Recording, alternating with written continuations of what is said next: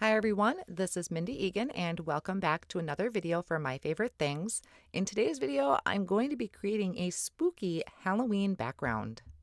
So to start off, I'm going to be creating a brick wall for my pumpkin to sit on. I am using Eiffel Tower cardstock and my Make Art Station to hold my cardstock down. And I have the Slimline brick stencil. There is, I believe, a regular A2 size stencil, but I couldn't find it. So I'm using the Slimline version, which works just as well.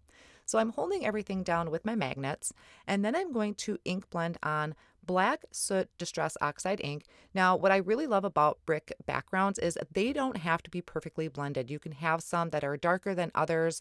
It's just a really easy way to create or set your scene for a spooky background. Once I have that ink blended on, and notice I only did a part of my card because I don't need a lot to do this for cardstock, I'm going to come back in with any excess ink I have on my blending tool and just lightly go over that to kind of tone that down just a little bit.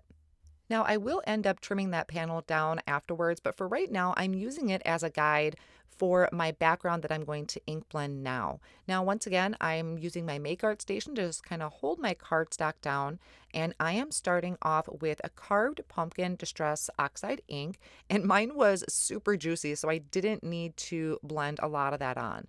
Then I'm coming in with seedless preserves, blending that into the carved pumpkin, and I go back and forth quite a bit off screen just to kind of help that transition of colors. And now this one is the chipped sapphire distress oxide ink.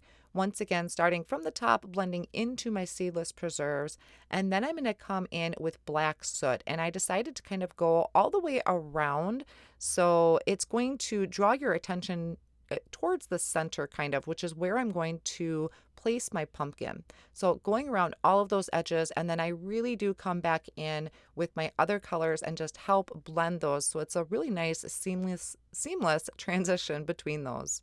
So back in with the chipped sapphire, the seedless preserves, and the carved pumpkin. And the carved pumpkin is going to really work out well with my actual pumpkin I'm going to add to this, and it's kind of going to give a glowing effect to everything. So once that is all done, I'm going to set this off on the side to dry because I do have a lot of ink on here. Then I can work on some of the elements that I'm going to add to the front of my card, which is really a lot of die cutting. So I did the die cutting off screen. I have some witches hats here that is from the die set Everything But the Broom.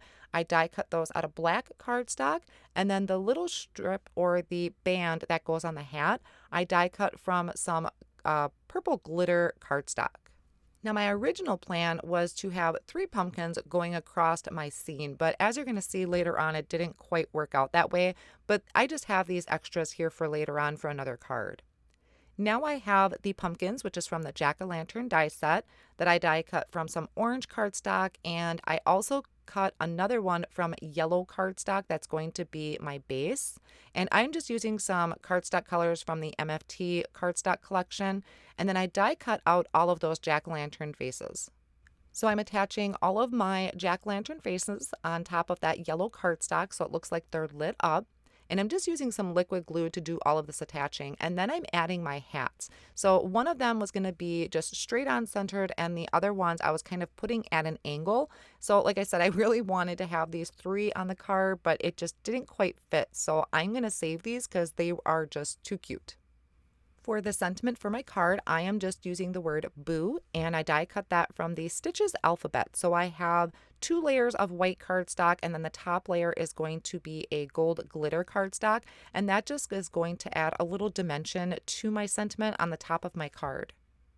I love the gold glitter with the card design, but I honestly really wanted to use like a bright lime green gold color or a glitter color, but I didn't have that in my stash. But the gold works just as well. Now for my background, I'm going to add a little interest by spraying some water down, picking that up with a splatter brush and just splattering that all over the background. And I'm going to dab up any of that excess water with a towel or any type of dry cloth. Now I can work on creating my scene. So I did trim down my brick wall, added some tape runner behind it, and I'm adding it to the front of my card. I do actually peel this back up off screen and trim it down just a little bit more. I wanted more of that carved pumpkin color in the background to show through just a little bit. Now to do my sentiment, I'm taking those letters and I'm using my grid mat to kind of help align them up really straight. I have my pumpkin on the card there, but it's not attached. I was kind of using that as a guide. And then I took some Scotch tape and just placed that over my letters and picked that up.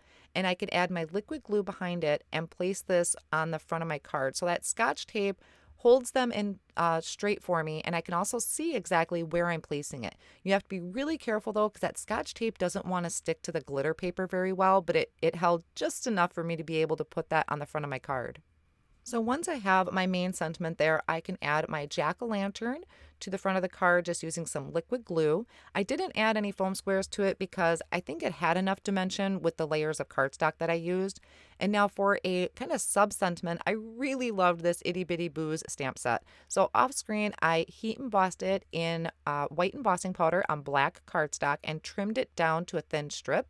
And I'm using my bone folder to kind of push those edges. My trimmer kind of left them a little jagged or a little pushed up. So I just flattened those out with my bone folder.